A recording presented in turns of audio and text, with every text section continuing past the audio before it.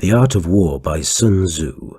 Tzu segments his book into 13 chapters that together discuss being strategic about your decisions and actions. Laying plans. Tzu points out the importance of studying war.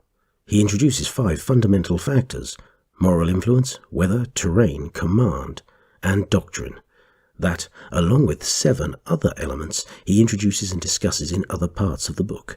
He believes are central to developing a pre-conflict plan for battle.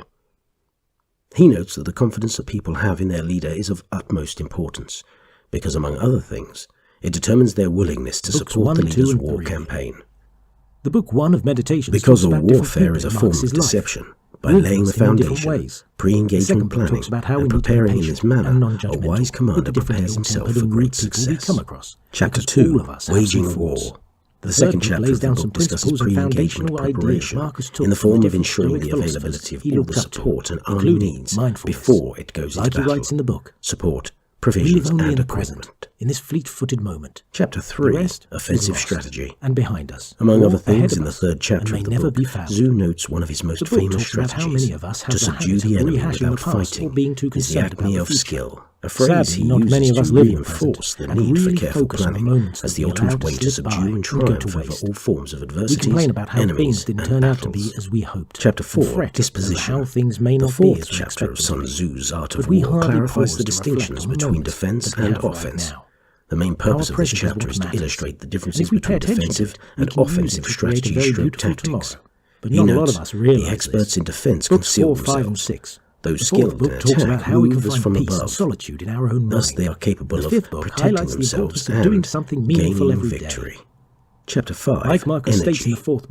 In the 5th chapter, Tzu turns his attention to the organization of troops. He notes the importance of building and organizing troops into skillful units that can operate as a single, powerful force. Chapter 6, Weaknesses and Strengths.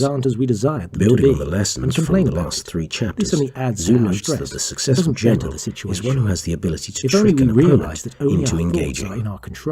Chapter 7, Maneuver.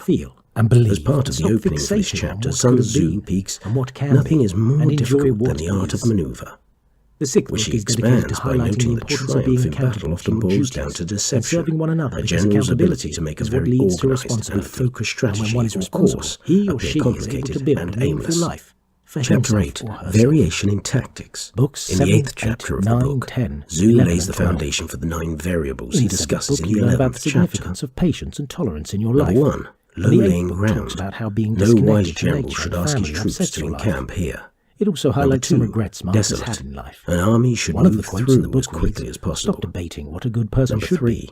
Where Just be roads one. intersect. It describes how a wise lot of us general often spend joins his considerable allies. time debating on what Number a good 4. person should be like, Enclosed and how grounds. he or she A needs wise to general behave. employs Sadly, not stratagem many and of us stop the resourcefulness debate to and find work a on way becoming a out good of the person. situation. Our efforts are often Number focused 5. on initiating discussions Desperate situation. and even turning them into The heated only debates. option is to fight. If only we concentrate Chapter more 9, on The practically Army on the implementing March. the advice we For the give most part, others, Chapter 9 of the things Art would be of simpler War addresses the and need more for effective. discipline as an army marches Also, towards the if you show battlefield, people a and more practical importantly, implementation of the how a good arrangement person should employed. be, you will This inspire chapter is them also an more, illustration of because the actions importance do of speak keen louder than observation. words.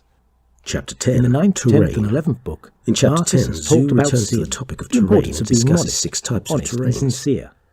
The 12th On book of accessible Meditations ground, talks about how the general with the high oftentimes we ground don't and value our well-organized own supplies opinion has the battle and pay advantage. little regard to our own To self. entangled terrain, retreat In or the 12th escape book, is harder, Marcus and Aurelius therefore a provides wise general guidelines should attack on how to live a only meaningful, after careful empowered life, forethought, find your and if the vision, enemy and build is goals unprepared. consistent with the On vision, deadlocked so you stop terrain, moving he notes, haphazardly. no Become side has an focused advantage, and live a and a consistent, wise general meaningful draws life. out the enemy by retreating and avoiding falling for the enemy's tricks. For enclosed terrain, the army that gets there first has the advantage because it can block it and lay in wait for the enemy. To precipitous grounds, the general who arrives first should take up high ground. When the enemy has high ground, a wise general should retreat as a tactic to lure out the enemy. On distant terrain, where the armies are of equal strength, none has the advantage. Chapter 11, The 9 Situations. Chapter 11 details 9 different types of battlegrounds and the tactics that work best for each type of ground. In dispersive ground, where the battlefield is within the commander's territory, in frontier ground, where advance into enemy territory is shallow, and in key grounds, where the ground is neutral or advantageous to both armies, Zhu notes that such grounds are not conducive to victory. On expanded and level grounds where fortifications are possible, engagement is necessary, but only if a general can keep his formations together and united. On focal ground, a ground surrounded by other states, a wise general should seek alliances and carefully plan his approach, for the risk is higher, since allies are not 100% dependable. On serious grounds, where troops make deep inroad into enemy territory, a wise general moves on quickly.